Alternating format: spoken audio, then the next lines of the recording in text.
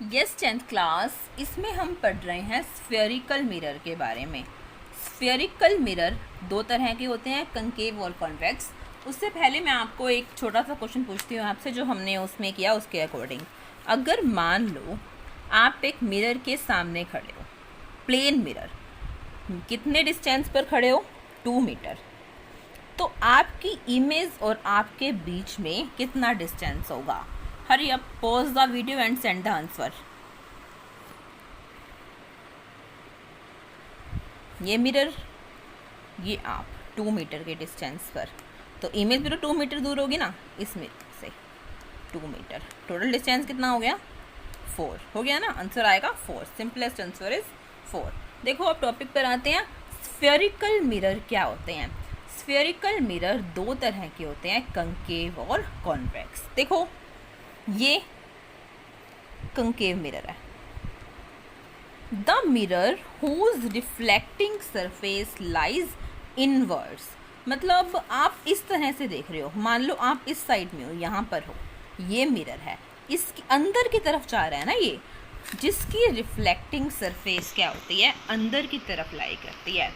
The mirror whose reflecting surface lies inwards is called concave mirror. वो mirror जिसकी reflecting surface inward यानी कि अंदर की तरफ लाई करती है उसको बोलते हैं कंकेव मिरर, और जिसकी रिफ्लेक्टिंग सरफेस बाहर की तरफ लाई करती है इस तरह से, उसको क्या बोलते हैं?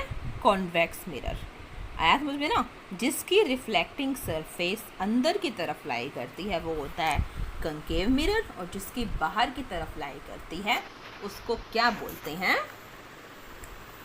Convex mirror.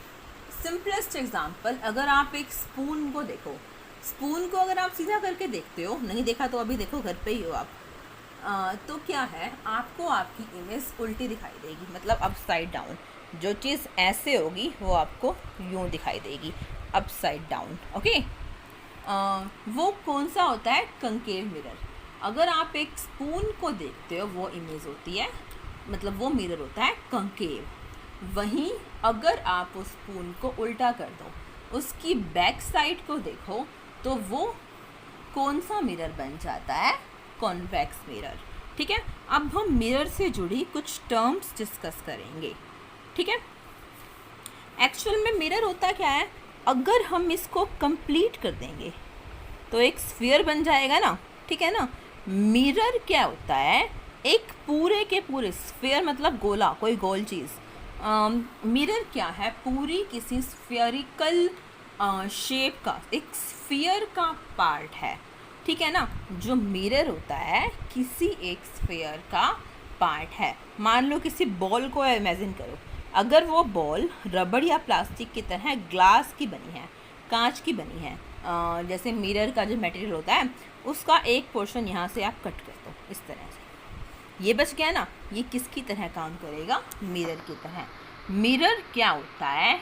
एक स्फीयर का पार्ट होता है, क्योंकि हम 2 डायमेंशनल में एक ही प्लेन पर पढ़ रहे हैं।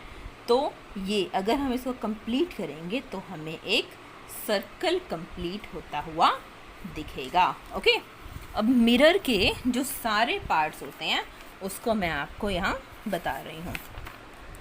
देखो, पहले कंकेव मिरर की टर्म्स में लेकर चल रही हूँ, कन्वेक्स का भी एक्सप्लेन करूँगी। किस तरह का मिरर है ये?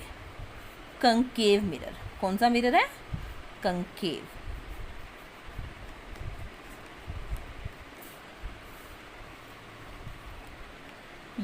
ये देखो, मिरर क्या होता है? It is a part of the hollow sphere.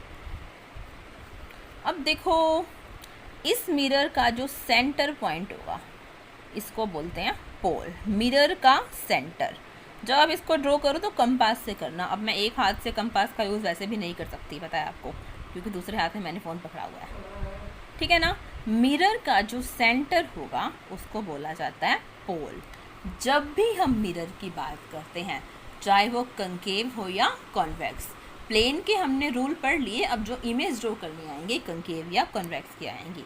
All the distances are measured from the pole. तो सारे के सारे जो डिस्टेंस हैं वो किससे मेज़र किए जाते हैं? पोल से, ठीक है। All the distance are measured from the pole. अब देखो एक टर्म होती है सेंटर ऑफ कर्वेचर। कौन सी होती है? Centre of curvature. It is the centre of the complete sphere of which mirror is a part. ये मिरर किसी ना किसी स्फीयर का पार्ट होता है, बताया मैंने आपको। अगर हम यहाँ पे कंप्लीट करते हैं तो हमें एक सर्कल कंप्लीट होता हुआ दिखता है, ठीक है। उसका जो सेंटर होगा हम उसको बोलेंगे सेंटर ऑफ कर्वेचर। क्या बोलेंगे? Centre of curvature. फिर से डिफाइन कर रही हूँ, it is the centre of complete sphere of which mirror is a part. ये कंप्लीट स्फीयर का सेंटर है जिसका कि मिरर एक पार्ट होता है। ओके, आप कंपास से ड्रॉ करना। मैंने आपको कहा जिस पॉइंट पर आप कंपास रखोगे वो आपका सेंटर है, इस तरह से। समझ रहे हो ना? अब नेक्स्ट टर्म आती है रेडियस ऑफ कर्वेचर। किसी सर्कल की या स्फीयर की टर्म में रेडियस क्या होती है?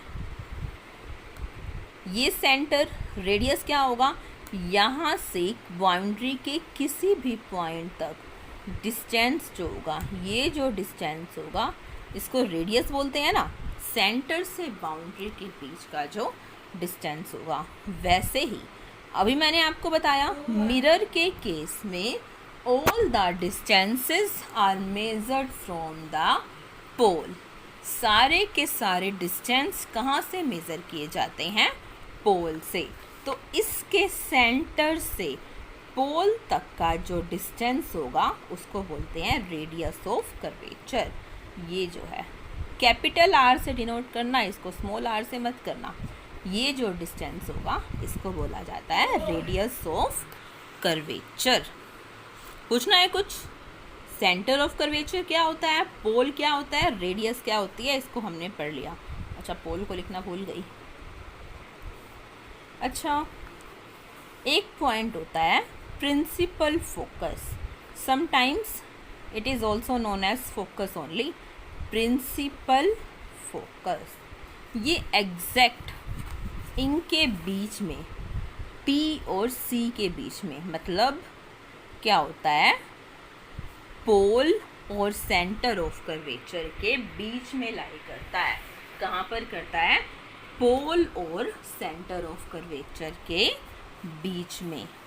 ये वो पॉइंट है जहाँ पर कोई भी रेज मिलती हैं। कब मिलती हैं? अगर वो क्या हो रही हैं?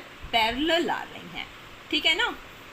देखो, अगर कोई भी रे मिरर के पैरेलल आ रही है तो रिफ्लेक्शन के बाद वो कहाँ पर मिल जाएगी? प्रिंसिपल फोकस पर।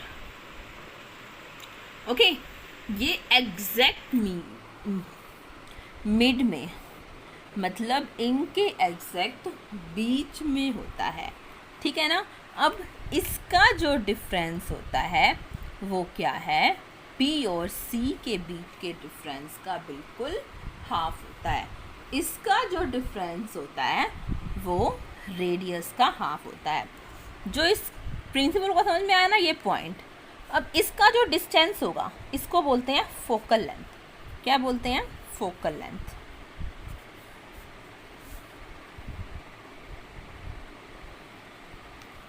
फोकल लेंथ को डिनोट करते हैं स्मॉल f से। डिस्टेंस सारे कहाँ से मेज़र करते हैं? पोल से। बताया है ना। इस P और कैपिटल F के बीच का जो डिस्टेंस है इसको बोला जाता है फोकल लेंथ, ठीक है ना। डिस्टेंस मेज़र कहाँ से करते हैं हम लोग? सारे पोल से। अब क्योंकि ये एग्जैक्ट बीच में लाई कर रहा है तो ये जो डिस्टेंस होगा इस पूरे वाले डिस्टेंस का हाफ होगा, यानी कि F is equal to R/2। देखने से ही क्लियर हो रहा है, ये वाला जो डिस्टेंस होगा, ये वाला, ये पूरे डिस्टेंस का क्या होगा? हाफ होगा। अब जल्दी से बताओ, अगर किसी मिरर की फोकल लेंथ 10 है तो उसकी रेडियस कितनी होगी 20। फोकल लेंथ रेडियस का हाफ होता है, या फिर यूँ कहूँ कि जो रेडियस है वो फोकल लेंथ का डबल होता है। बात तो एक ही है ना, 3/6 का हाफ होता है या फिर 6/3 का डबल होता है, एक ही बात है ना, कोई डिफरेंस नहीं है इनके बीच में। अब जल्दी से बताओ, अगर किसी मिरर की रेडियस ऑफ कर्वेचर 10.5 है तो इसका फोकल लेंथ कितना होगा 5.25। तो इसकी फोकल लेंथ कितनी होगी 5.25। ओके, अब देखो ये जो लाइन होती है ना, इस लाइन को बोला जाता है प्रिंसिपल एक्सिस। इमेजिनरी होती है, एक्चुअल में नहीं लाई करती। अब हमें ये सारे पॉइंट शो करने के लिए कोई ना कोई लाइन तो चाहिए ना, वरना हम कहाँ पे शो करेंगे। The line, the imaginary line where all these points such as centre of curvature, pole, principal focus, lie is called, क्या बोलते हैं उसको, प्रिंसिपल एक्सिस। ठीक है, कंकेव मिरर का पढ़ लिया। अब अगर ये मिरर क्या होता, कंकेव की जगह कॉन्वेक्स होता, अगर ये मिरर क्या होता, कंकेव की जगह कॉन्वेक्स होता, इस तरह का होता। इसके कैसे बनाएंगे, पोल थोड़ा टेढ़ा मेढ़ा हो गया, sorry. Pole, radius of curvature, centre of curvature, centre का बनाऊं यहाँ।